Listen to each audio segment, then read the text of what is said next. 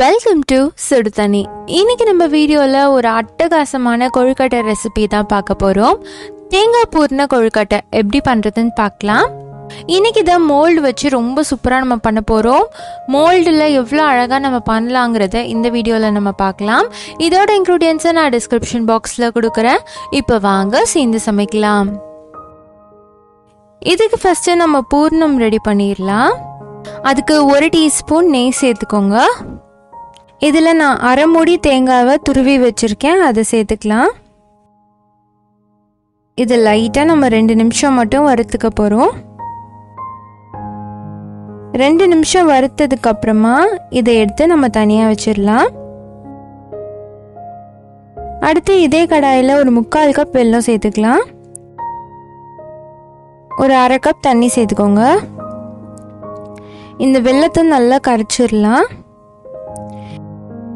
நான் இன்னைக்கு மண் இல்லாத வெல்லம் தான் எடுத்திருக்கேன். இப்போ அந்த மாதிரியே கிடைக்குது. நீங்கள் சாதா வெல்லம் எடுத்திருந்தீங்கன்னா அதை வடிகட்டிட்டு இதிலே சேர்த்துக்கோங்க.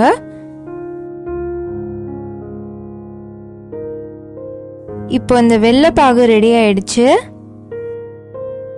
இதில் ஒரு 1/4 டீஸ்பூன் ஏலக்காய் பொடி சேர்த்துக்கிறேன்.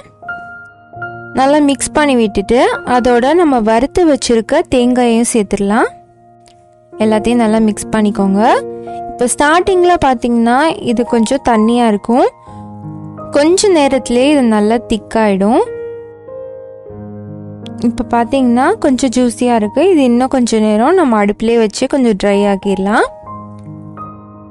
பாருங்கள், இப்போ ஒரு 5 நிமிஷம் தான் ஆயிருக்கு. நல்லா ட்ரை ஆகிடுச்சு.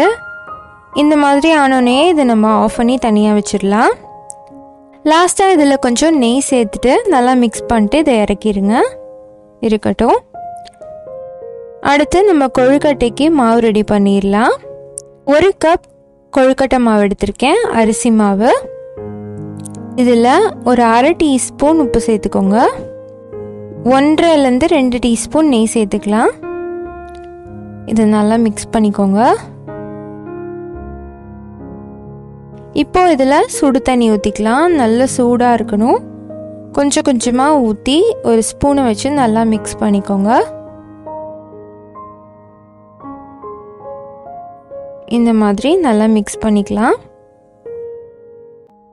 தேவைக்கேற்ற மாதிரி கொஞ்சம் கொஞ்சமாக சேர்த்துக்கோங்க. இப்போ பார்த்தீங்கன்னா நம்ம சுடு தண்ணிலாம் சேர்த்துட்டோம். இப்போதைக்கு இது தொட முடியாது, கொஞ்சம் ஆறட்டும். ஆறினோடனே நம்ம பிசைஞ்சுக்கலாம். இருக்கட்டும். இப்போ பார்த்தீங்கன்னா இது நல்லா ஆறிடுச்சு. இதை பிசைஞ்சுக்கலாம். மாவு நல்லா சாஃப்டாக ரெடி ஆயிடுச்சு.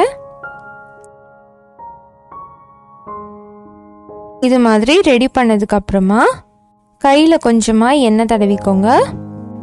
ஃபஸ்ட்டு இந்த மாதிரி ஒரு பால் எடுத்துட்டு அதை மெலிசாக நம்ம பண்ணிக்கலாம். இந்த மாதிரி தட்டையாக பண்ணதுக்கப்புறமா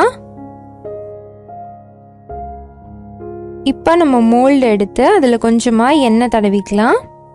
அப்போ தான் இந்த கொழுக்கட்டை ஈஸியாக எடுக்க வரும். அதில் நம்ம தட்டின மாவை வச்சிடலாம். இது மாதிரி வச்சு நல்லா அமுத்தி விட்டுக்கோங்க. இதே மாதிரி இன்னொரு சைடும் நான் பண்ணிக்கிறேன்.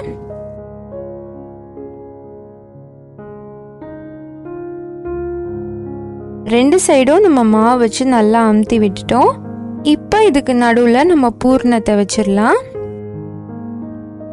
வச்சுட்டு இதை அப்படியே க்ளோஸ் பண்ணிட வேண்டியதான். இதை மூடி நல்லா அமுத்தி விட்டுக்கோங்க. அமுத்தும் போது எல்லா சைடும் அப்படியே பிதுங்கி வரும். அந்த எக்ஸ்ட்ராவாக வந்திருக்கிறது எல்லாத்தையும் நம்ம எடுத்துடலாம். இந்த மாதிரி எடுத்துட்டு இதை ஓப்பன் பண்ணி பார்த்தீங்கன்னா உங்களுக்கு அழகாக அந்த ஷேப் வந்திருக்கும். இந்த மாதிரி தான் நம்ம மோல்டில் கொழுக்கட்டை பண்ணணும். சூப்பராக வந்திருக்கு பாருங்கள். இதே மாதிரி நான் எல்லாமே பண்ணிக்கிறேன். வேறு ஷேப் மோல்டுலேயும் 2 கொழுக்கட்டை பண்ணேன். இதை ஒரு இட்லி தட்டில் வச்சு நம்ம வேக வச்சிடலாம். ஒரு 5 நிமிஷம் இதை வேக வச்சு எடுத்துக்கோங்க.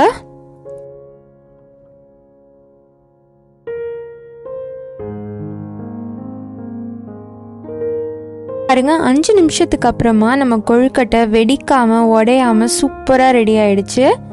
பூரணம் கொஞ்சம் கூட வெளியே வரல, ரொம்ப அழகாக அது ரெடி ஆயிருக்கு.